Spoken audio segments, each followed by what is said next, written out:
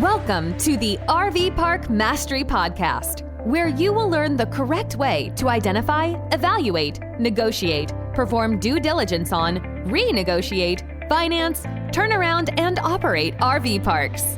And now, here is your host, the fifth largest owner of RV and mobile home parks in the U.S., Frank Rolfe. America was built by hard work. Some of those individuals owned the business. Some of them worked for the person that owned the business. But today in America, there's often more danger in employees than there's benefit, particularly with employees who are not good at their job. They can actually damage and destroy your RV park. This is Frank Rolfe, the RV Park Mastery Podcast. We're going to be talking about the dangers of bad employees. Let's first start off by a definition of what a bad employee would be. That would be somebody who, rather than pushing your business forward, actually pulls it down. When you buy your RV park, there are certain metrics that you buy, and that is your goal. Just like the GPS on your car, that's where you're trying to get to, a certain rate of return, for example. However, the bad employee stops you from hitting your target. Rather than being part of the solution, they become part of the problem. Now, how do they do that? Well, it can be done based on an attitude. They just have a bad attitude. They don't like people. Maybe they just don't like you. It's reflected in the way they answer the phone, the way they interface with customers, their goals. Everything is poisoned by the simple fact that they just have this prolonged bad concept of doing business. And this totally reflects badly then on you, because as a result, they hurt your customers' relationship to you. They hurt their perception of the business and how they were treated. So the bad attitude can be horribly, horribly toxic. Then you have the employee that prefers to embezzle, perhaps. So what they'll do is they'll seemingly have a good attitude, but the problem is the money that's imparted to them in that nightly rent or weekly rent, well, that simply goes in the employee's pocket, and you as the RV park owner never actually know that the money was there because they have quietly stuck it into their account and not into yours. Some employees come at you from a different perspective. They simply want to sue you. They want to get in the door. They want you to hire them, get in the door. Then they will fake injury or fake some other claim against you and then correspondingly file suit. So any way you cut it, there's many different ways an employee can go bad. And as a result, you have to be very, very careful at all times to make sure that that employee is pushing your business forward and benefiting you rather than harming you.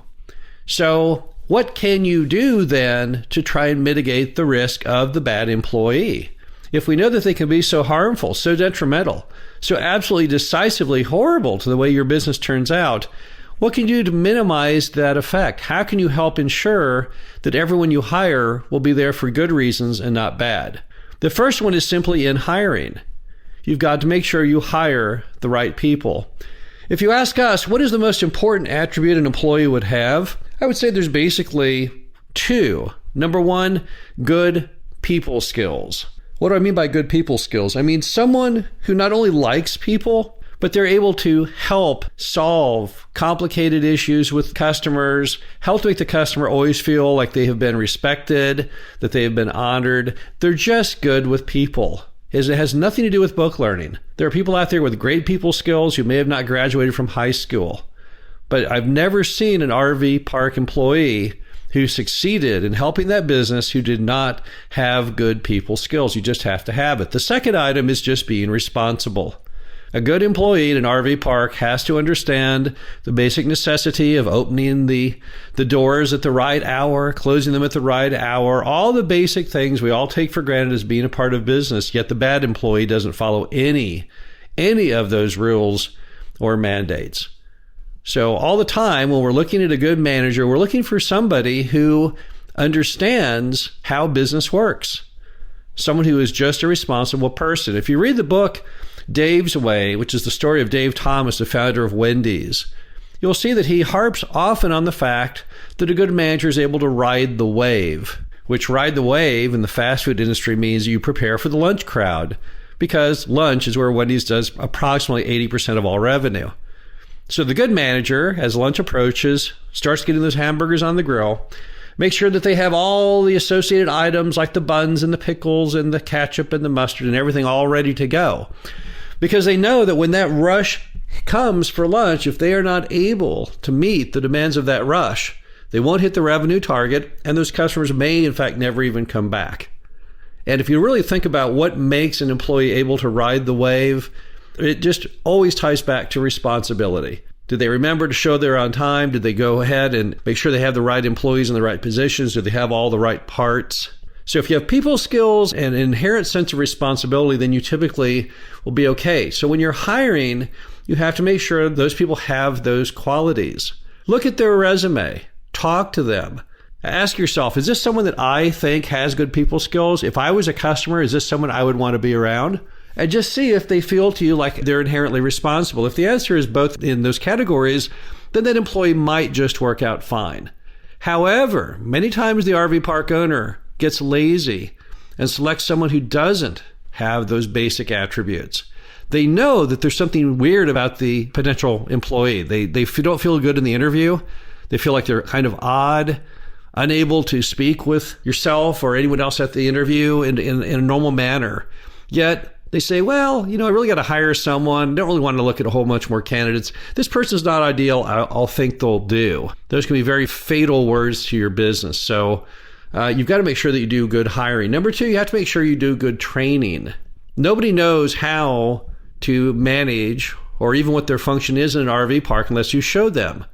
So you've got to actively engage them in the continual conversation, what their job is and how to improve it. Don't assume anyone understands anything to do with an RV park. There's no RV park class in high school or in college.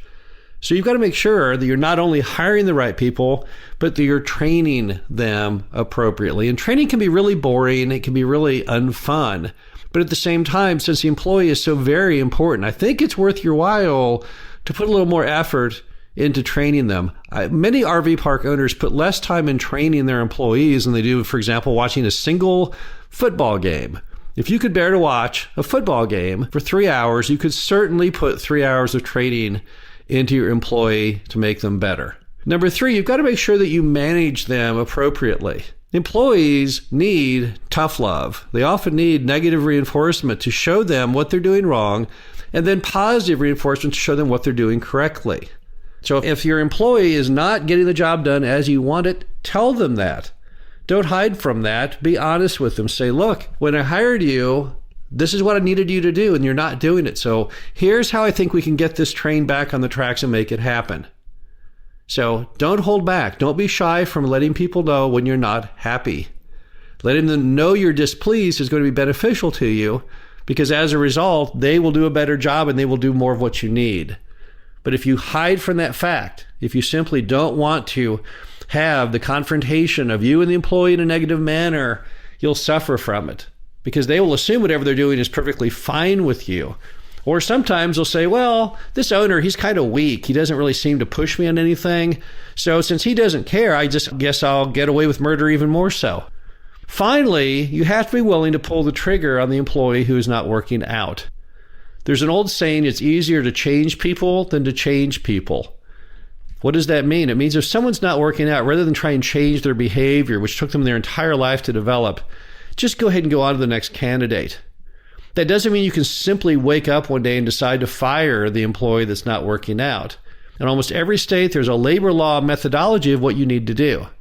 Often you need to write them up for not getting the job done, give them certain amounts of time to correct their behavior. There may even be follow-up warnings required. So learn the law. Make sure you're doing it correctly. But once you know what that law is, don't shy away from actually taking bold action. Because every day, every week, every month that goes on with that bad employee on your books, you're harming not just yourself and your own attitude, but you're harming all your customers. And the problem with today's world with RV parks is those customers have so much more power than they did in the old days. Just through social media and social media reviews, they can really, really harm your business if they start getting very negative posts about your RV park and what the quality of life is while they're there. So for the sake of your business, for the sake of your investment, you have to be willing to take action. When you spot that bad employee, then note it's a bad employee and that you have to get them out of your business. Now, if you think you can redeem them, if you think it's possible, by all means, go ahead. I'm in no way saying that's not a good course of action, but when clearly it's not going to work out, don't hold on to them for years. simply hoping, praying at some point they'll change the errors of their ways, because they never do. And by the time that does occur, your revenue might be down 50%, because even though you did everything else right in your investment, you did one terrible thing, and that was you hired and retained an employee that was never going to work out. So again, employees can be a very positive force in any RV park. They can push you to new levels. They can help you hit all your targets, but they can also do terrible things to your business. Make sure that you hire them, you train them, and you manage them effectively. And when all else fails, you need to be able to go in and replace them with an employee that actually can help your business to hit its goals. This is Frank Roth, the RV Park Mastery Podcast. Hope you enjoyed this. Talk to you again soon.